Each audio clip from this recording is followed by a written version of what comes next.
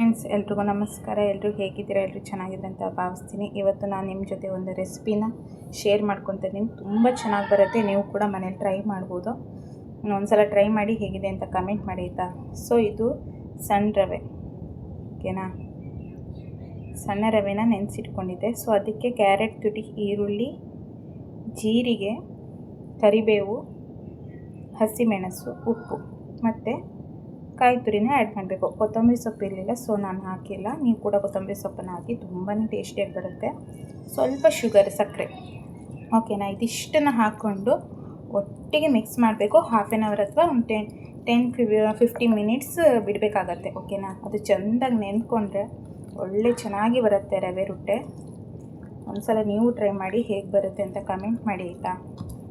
ಈ ರೀತಿ ಎಲ್ಲವನ್ನು ಚೆನ್ನಾಗಿ ಕಲಿಸ್ಕೋಬೇಕಾಗತ್ತೆ.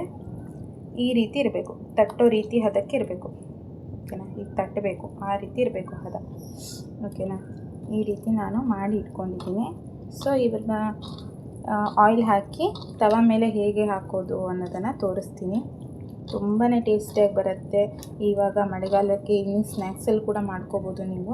ಮಕ್ಕಳಿಗೆ ತರಕಾರಿ ತಿಂದೇ ಇರೋ ಮಕ್ಕಳಿಗೆಲ್ಲ ಈ ರೀತಿ ಮಾಡಿಕೊಟ್ರೆ, ಕ್ಯಾರೆಟ್ ಆಗಲಿ ಎಲ್ಲದೂ ಕೂಡ ಹೋಗುತ್ತೆ. ಇದಕ್ಕೆ ಬೇಕಾದರೆ ಬೀಟ್ರೂಟ್ ಕೂಡ ನೀವು ಆ್ಯಡ್ ಮಾಡ್ಕೋಬೋದು. ಚಿಕ್ಕದಾಗಿ ಈರುಳ್ಳಿ, ಕರಿಬೇವು, ಜೀರಿಗೆ, ಉಪ್ಪು, ಹಸಿಮೆಣಸು, ಈರುಳ್ಳಿ, ಕ್ಯಾರೆಟ್ ತುರಿ ಮತ್ತು ಕೊಬ್ಬರಿ, ತೆಂಗಿನಕಾಯಿ ತುರಿ, ಓಕೆನಾ? ಇಷ್ಟೇ ಐಟಮ್ಸ್, ಜಾಸ್ತಿ ಏನೂ ಇಲ್ಲ. ಉಪ್ಪು ಮತ್ತು ಶುಗರ್ನ ನೋಡ್ಕೊಂಡು ಹಾಕಬೇಕಾಗತ್ತೆ. ನೀರನ್ನು ಹಾಕಿ ಚೆನ್ನಾಗಿ ನೆನೆಸ್ಕೊಳ್ಳಿ. ನೆನೆಸ್ಕೊಂಡ ನಂತರ ಈ ರೀತಿ ಬರುತ್ತೆ ಪೇಸ್ಟು ಅಥವಾ ರವೆ ರೊಟ್ಟಿ ಮಿಶ್ರಣ, ಓಕೆನಾ? ಈ ರೀತಿ ನಾವು ಹಂಚಿನ ಮೇಲೆ ತಟ್ಟಬೇಕಾಗತ್ತೆ. ತುಂಬಾ ಟೇಸ್ಟಿಯಾಗಿ ಬರುತ್ತೆ. ಮಸಾಲೆ ದೋಸೆ ಥರ ಒಳ್ಳೆ ಟೇಸ್ಟಿ. ಇದಕ್ಕೆ ಏನು ಚಟ್ನಿ ಬೇಡ, ಸಾಂಬಾರು ಬೇಡ, ಏನೂ ಬೇಡ, ಎಲ್ಲ ಇದರಲ್ಲೇ ಇರುತ್ತಲ್ವ. ತುಂಬಾ ಟೇಸ್ಟಿಯಾಗಿರುತ್ತೆ. ಬೇಕಿದ್ದರೆ ನೀವು ಕೊಬ್ಬರಿ ಚಟ್ನಿನ ಮಾಡ್ಕೋಬೋದು, ಒಳ್ಳೆ ಕಾಂಬಿನೇಷನ್ ಕೊಬ್ಬರಿ ಚಟ್ನಿಗೆ. ಸೊ ಇದಕ್ಕೆ ನಾನು ಇವಾಗ ಮಾಡಿ ಇಟ್ಕೊಂಡಿದ್ದೀನಿ. ಇವಾಗ ಹಂಚಿನ ಮೇಲೆ ಹೇಗೆ ಹಾಕೋದು ಅಂತ ತೋರಿಸ್ಕೊಡ್ತೀನಿ, ಓಕೆನಾ? ಇವಾಗ ಒಂದು 5 ಮಿನಿಟ್ಸ್ ನಾನು ಬಿಡ್ತೀನಿ, ಆಮೇಲೆ ರೆಡಿ ಮಾಡ್ತೀನಿ, ಓಕೆನಾ?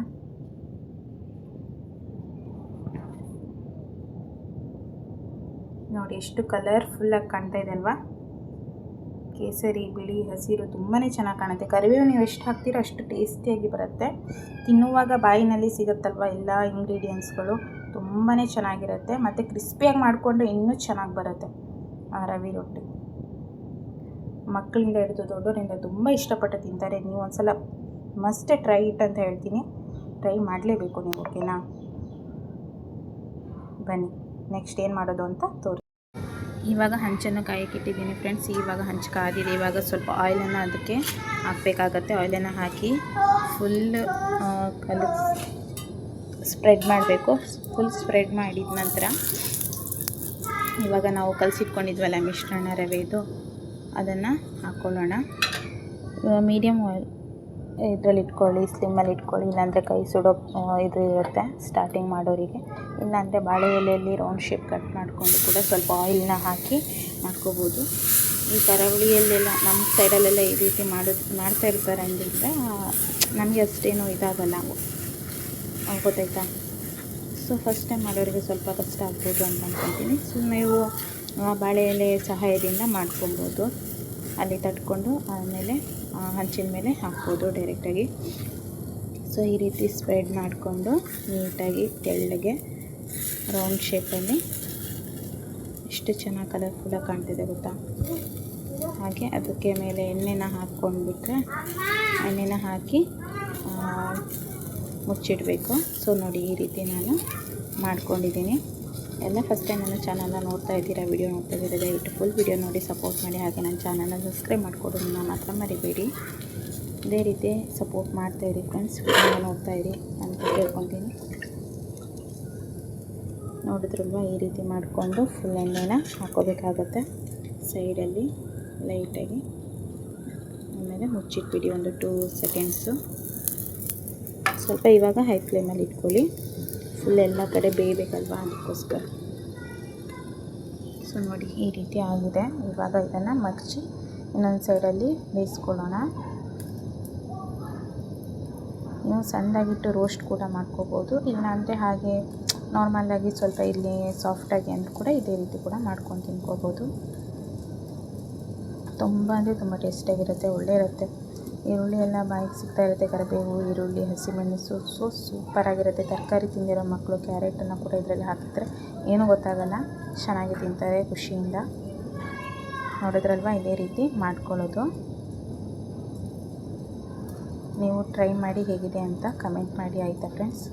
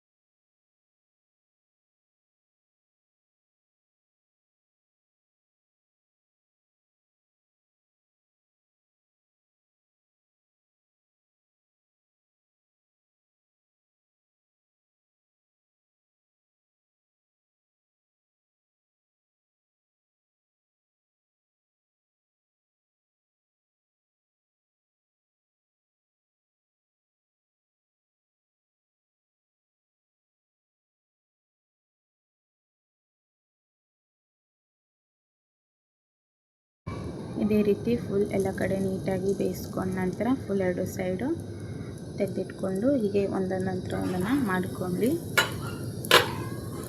ಸೊ ಇದಾಗಿತ್ತು ಇವತ್ತಿನ ಸ್ಮಾಲ್ ವಿಡಿಯೋ, ನಿಮ್ಮ ಜೊತೆ ಶೇರ್ ಮಾಡ್ಕೋಬೇಕು ಅಂತ ಅಂದ್ಕೊಂಡೆ. ಸೊ ಮಾಡ್ತಾ ಇರುವಾಗ ನೆನಪಾಯಿತು, ಇದೊಂದು ವಿಡಿಯೋ ಹಾಕಿರಲಿಲ್ಲಲ್ವಾ ಅಂತ ಹೇಳಿ. ಸೊ ಇದೇನಾದ್ರು ನಿಮ್ಗೆ ಗೊತ್ತಾಗಿಲ್ಲ ಅಂತಂದರೆ ಇನ್ನೊಂದು ಸಲ ಮತ್ತೆ ಬೇಕಿದ್ದರೆ ನೀವು ಕಮೆಂಟ್ ಮಾಡಿ. ನಾನು ಯಾವ ಪ್ರಮಾಣದಲ್ಲಿ ರವೆನ ಹಾಕಬೇಕು ಎಲ್ಲದನ್ನು ಕೂಡ ನಿಮಗೆ ವಿಡಿಯೋ ಮಾಡಿ ತೋರಿಸ್ತೀನಿ. ಓಕೆನಾ? ಏನಾದರೂ ಕನ್ಫ್ಯೂಸ್ ಇದ್ದರೆ ಕಮೆಂಟ್ ಹಾಕಿ ತಿಳಿಸ್ತೀನಿ. ಸೊ ಇದೊಂದು ಚಿಕ್ಕ ವಿಡಿಯೋ ಫ್ರೆಂಡ್ಸ್. ಇಷ್ಟ ಆದರೆ ದಯವಿಟ್ಟು ಫುಲ್ ವಿಡಿಯೋನ ನೋಡಿ ಕಮೆಂಟ್ ಮಾಡಿ. ಹಾಗೆ ಮನೇಲಿ ನೀವು ಕೂಡ ಟ್ರೈ ಮಾಡಿ ಹೇಗಿದೆ ಅಂತ ತಿಳಿಸಿ, ಆಯಿತಾ? ಹಾಗೆ ಶೇರ್ ಮಾಡಿ, ಸಪೋರ್ಟ್ ಮಾಡಿ, ಸಬ್ಸ್ಕ್ರೈಬ್ ಮಾಡಿ, ಕಮೆಂಟ್ ಮಾಡಿ. ಇಷ್ಟು ತನಕ ಯಾರೆಲ್ಲ ನನ್ನ ವಿಡಿಯೋನ ನೋಡಿದ್ದೀರಾ ಎಲ್ಲರಿಗೂ ಥ್ಯಾಂಕ್ ಯು ಸೋ ಮಚ್ ಅಂತ ಹೇಳ್ತಾ ಇವತ್ತಿನ ವಿಡಿಯೋನ ಎಂಡ್ ಮಾಡ್ತಾಯಿದ್ದೀನಿ. Bye bye. See you to the next video. Bye friends, ನಮಸ್ಕಾರಗಳು.